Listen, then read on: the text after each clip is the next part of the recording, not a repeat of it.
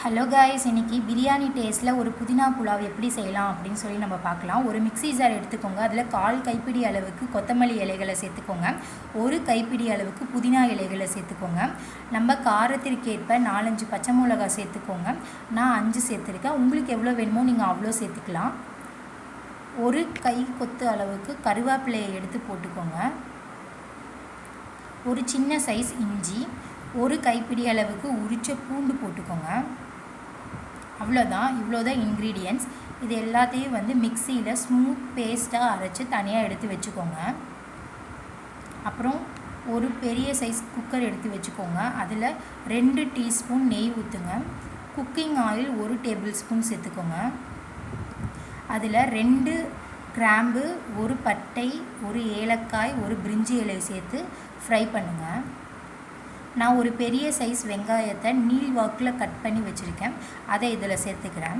சேர்த்து நல்லா மிக்ஸ் பண்ணி விடுங்க. வெங்காயம் நல்லா கோல்டன் ப்ரௌன் வர அளவுக்கு நல்லா ஃப்ரை பண்ணணும். வெங்காயம் சீக்கிரமாக வதங்கணும் அப்படிங்கிறதுக்காக நான் கொஞ்சோண்டு உப்பு எடுத்து இதில் போட்டிருக்கேன். நீங்களும் உப்பு சேர்த்துக்கோங்க. வெங்காயம் சீக்கிரமாக வதங்கிடும்.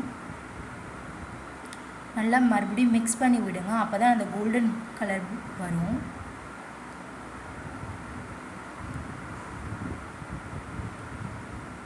நல்லா மிக்ஸ் பண்ணிக்கிட்டே இருங்க.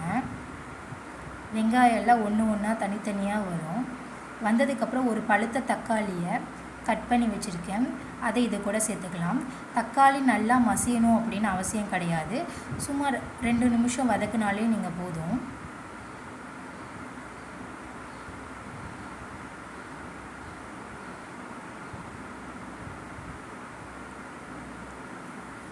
வீடியோ பார்த்துட்டு இருக்கவங்க லைக் பண்ணுங்கள், கமெண்ட் பண்ணுங்கள், ஷேர் பண்ணுங்கள், சப்ஸ்கிரைப் பண்ணுங்கள். அப்போ தான் என்னோடய வீடியோஸ் எல்லாமே உங்களுக்கு டக்குன்னு வரும். அடுத்து நம்ம அரைச்சி வச்சுருக்கோம் இல்லையா பேஸ்ட்டு, அந்த பேஸ்ட் இதில் ஆட் பண்ணிக்கலாம். லைட்டாக மிக்சியில் தண்ணி ஊற்றி எக்ஸ்ட்ரா இருக்கிற பேஸ்ட் எல்லாத்தையும் கொட்டிடலாம். கொட்டிட்டு நல்லா அதோட பச்சை ஸ்மெல்லெல்லாம் போகணும். அடுப்பை ஹை ஃப்ளேமில் வச்சுட்டு நல்லா மிக்ஸ் பண்ணி விடுங்க. மிக்ஸ் பண்ணி விட்டதுக்கப்புறமேட்டுக்கு நல்லா கொதிக்க ஆரம்பிச்சிருச்சு. இந்த ஸ்டேஜில் 1/2 டீஸ்பூன் கரம் மசாலா, 1 டீஸ்பூன் மல்லிப்பூள், இது 2ஐயும் சேர்த்துக்கோங்க. உங்களுக்கு வேணும் அப்படின்னா நீங்கள் இன்னும் 1 டீஸ்பூன் மிளகாத்தூள் கூட சேர்த்துக்கலாம், உங்களோட காரத்திற்கேற்ப. எனக்கு வேணாம், இது கரெக்டாக இருக்கும், அதனால் நான் சேர்த்துக்கல. நல்லா மிக்ஸ் பண்ணி விடுங்க. அதோட பச்சை ஸ்மெல் போகணும். நான் 1 கிளாஸ் சாப்பாட்டு அரிசியை ஊற வச்சுருக்கேன்.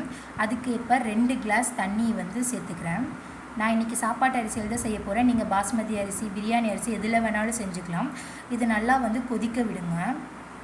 கொதித்ததுக்கப்புறம் நம்ம தண்ணி சேர்த்துக்கலாம். அதுக்கு முன்னாடி இந்த பிரியாணிக்கு தேவையான உப்பு எவ்வளோ வேணுமோ அது சேர்த்துக்கோங்க. நல்லா மிக்ஸ் பண்ணி விடுங்க. இப்போ 1 கிளாஸ் சாப்பாட்டு அரிசியை ஊற வச்சுருக்கேன். நல்லா ஊறிடுச்சு, 1/2 மணி நேரத்துக்கு மேலேயே ஊறிடுச்சு. இந்த தண்ணியை வடிகட்டிட்டு நம்ம புலாவில் சேர்த்துக்கலாம்.